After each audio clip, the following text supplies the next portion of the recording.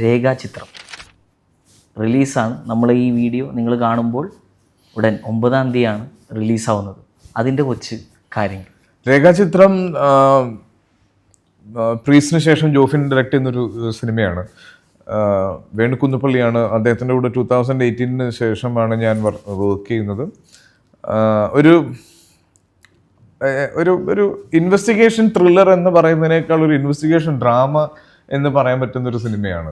ഒരു ഭയങ്കര edge of the seat, ഭയങ്കര എക്സൈറ്റിംഗ് ആയിട്ടുള്ള ഒരു ഇൻവെസ്റ്റിഗേഷൻ അങ്ങനെയൊന്നുമല്ല. പക്ഷെ അത് ഒരു ഡ്രാമ ഉണ്ട് ആ സിനിമയിൽ. കുറച്ചും കൂടി ഇമോഷൻ ഉള്ളൊരു സിനിമയായിട്ടാണ് എനിക്ക് ഫീൽ ചെയ്തത്. ഒരു പുതിയ സിനിമയാണ്, മലയാളത്തിൽ ഇതുവരെ വരാത്ത ഒരു ഓൾട്ടർനേറ്റീവ് ഹിസ്റ്ററി എന്നൊക്കെ പറയുന്ന പോലത്തെ ഒരു സിനിമയാണത്. ഒത്തിരി സൂക്ഷിച്ചേ ആ സിനിമയെ പറ്റി പറയാൻ പറ്റുള്ളൂ. കാര്യം എവിടെയെങ്കിലും അത് ലീക്കായി പോയി കഴിഞ്ഞാൽ അതിന്റെ തിയേറ്റർ വാച്ചിനെ അത് ബാധിക്കും. കാര്യം കഴിഞ്ഞ ദിവസമൊക്കെ ഞാൻ കൊടുത്ത പല ഇന്റർവ്യൂസിൽ നിന്നും ഒരുപാട് പ്രഡിക്ഷൻസ് ആളുകൾ കിള്ളി എടുക്കുന്നുണ്ട്.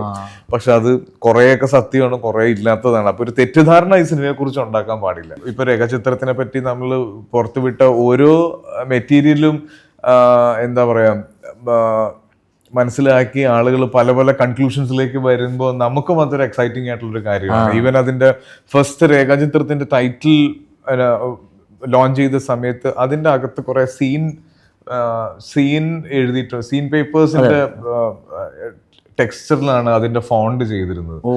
അപ്പൊ അത് വായിച്ചു നോക്കി എന്താണ് സിനിമ എന്ന് മനസ്സിലാക്കാൻ ഒരാളുകൾ ശ്രമിച്ചിട്ടുണ്ട്. അപ്പൊ അത്രയൊക്കെ എക്സൈറ്റ്മെന്റ് ഒരു സിനിമയ്ക്ക് കൊണ്ടുവരാൻ പറ്റണം റിലീസിന് മുന്നേ. പിന്നെ തലവിന് ശേഷം വീണ്ടും ഒരു പോലീസ് വേഷം ചെയ്യുന്നു. എല്ലാ രീതിയിലും സ്പെഷ്യലാണ്. അപ്പോൾ 2025 നിങ്ങളിപ്പോഴും ഏതൊക്കെ പടങ്ങൾ വരുന്നത്? ഞാൻ ഇപ്പം തോന്നുന്നു ടിക്കി ടാക്ക ഇസ് ഹാപ്പനിങ്. ഇപ്പോൾ ടിക്കി ടാക്കയാണ് ഒരു എന്താ പറയുക ഒരു ഹൈ വോൾട്ടേജ് സിനിമ കാറ്റഗറിയിൽ ചെയ്യുന്ന ഒരു സിനിമ. ആ സിനിമയുടെ ഷൂട്ടിംഗ് തുടങ്ങി 1 വർഷം മുന്നേ തുടങ്ങി. എനിക്കൊരു ആക്സിഡൻ്റ് ആയി, അത് ബ്രേക്ക് ചെയ്ത് ആയിരുന്നു. ഇനിയിപ്പോൾ അത് ഒരു മാർച്ച് ഏപ്രിലാണ് അതിൻ്റെ ഷൂട്ടിംഗ് തുടങ്ങാൻ പോകുന്നത്. കംപ്ലീറ്റ് ബോഡി ട്രാൻസ്ഫോർമേഷൻ വേണം, അതിൻ്റെ വർക്ക്സ് നടക്കുന്നു. കുറച്ച് ഡയറ്റും ഫുഡ് കൺട്രോളും വർക്കൗട്ടൊക്കെ ആവശ്യമാണ്. അതും കണ്ണൂരിലെ പിയാപ്പിളയാണ്, കുറച്ച് പണിയാണ്. ദുബായിൽ വന്ന് വെള്ളം കുടിച്ചാലും തടിക്കുമെന്ന് പറയില്ല. അപ്പൊ കിഷ്കിന്ധ ഗ്ലോബലി അക്സെപ്റ്റ് ചെയ്തൊരു പടമാണ്. എനിക്ക് നല്ല സിനിമയായിരിക്കും എന്ന് ഉറപ്പുണ്ടായിരുന്നു. കാരണം എൻ്റെ ഫസ്റ്റ് സ്ക്രിപ്റ്റ് വായിക്കുന്ന സമയം മുതൽ ഈ സിനിമ തിയേറ്ററിൽ കണ്ട അതേ എക്സൈറ്റ്മെന്റ് എല്ലാവർക്കും കിട്ടിയിരുന്നു. പക്ഷെ അത് ഇത്രയും ഞാൻ പറഞ്ഞില്ലേ, പല സിനിമകളും നമ്മൾ ആഗ്രഹിച്ച സിനിമകൾ അല്ലെങ്കിൽ അത് അർഹിച്ച സിനിമകൾക്ക് കിട്ടാതെ പോയിട്ടുണ്ട്. അപ്പോൾ അതുകൊണ്ട് ഞാനൊരു സിനിമ എങ്ങനെ വരും എന്നുള്ളതിനേക്കാളും അതൊരു നല്ല സിനിമയായിരിക്കും എന്ന് എനിക്ക് വിശ്വാസം ഉണ്ടായിരുന്നു. പക്ഷെ അത് ഓണത്തിന് റിലീസായതായിരുന്നു ആ സിനിമയുടെ ജാതകം മാറ്റിയതും ഇത്രയും ആളുകൾ അത് കാണാൻ സഹായിച്ചതും ഒക്കെ.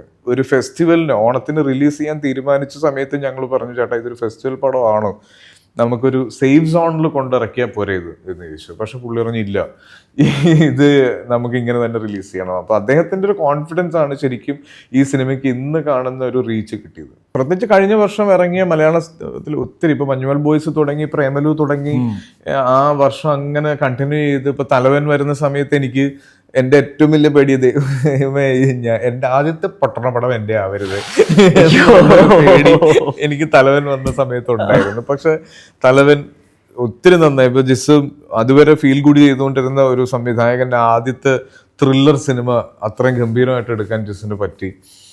ആ സിനിമ ഇറങ്ങിയ സമയത്ത് എല്ലാവരും സത്യനന്ദിക്കാട് പിൻഗാമി എന്ന് പറഞ്ഞ സിനിമ ചെയ്തതിനെ പറ്റിയാണ് ചെയ്തത്. നമുക്കറിയാവുന്ന സത്യനന്ദിക്കാട് സിനിമകളിൽ നിന്ന് മാറി നിൽക്കുന്ന ഒരു സിനിമയാണ് പിൻഗാമി. അപ്പൊ അത്തരത്തിലൊരു ചേഞ്ചാണ് ജിസിന്റെ അടുത്ത് നിന്ന് ഉണ്ടായതെന്ന് പറഞ്ഞു. അപ്പോൾ ജിസിന്റെ ഒരു സുഹൃത്തെന്ന നിലയിൽ എനിക്കും ഭയങ്കര സന്തോഷമായി. ജിസിന്റെ കൂടെ ചെയ്ത സിനിമകളെല്ലാം ആളുകൾക്ക് പ്രിയപ്പെട്ട സിനിമയാണ്. Even Sunday holiday, bicycle thieves, Viji സൂപ്പറും 4ാമത്തെ സിനിമയാണ് ഞങ്ങൾ ഒരുമിച്ച് ചെയ്തത്. ഫ്ലവേഴ്സ് ഒരുക്കുന്ന കാഴ്ച വസന്തം യൂട്യൂബിൽ പ്രേക്ഷകർക്ക് ലൈവായി കാണാം. ഫ്ലവേഴ്സ് കോമഡിയിൽ ജോയിൻ ചെയ്യൂ, ആസ്വദിക്കൂ.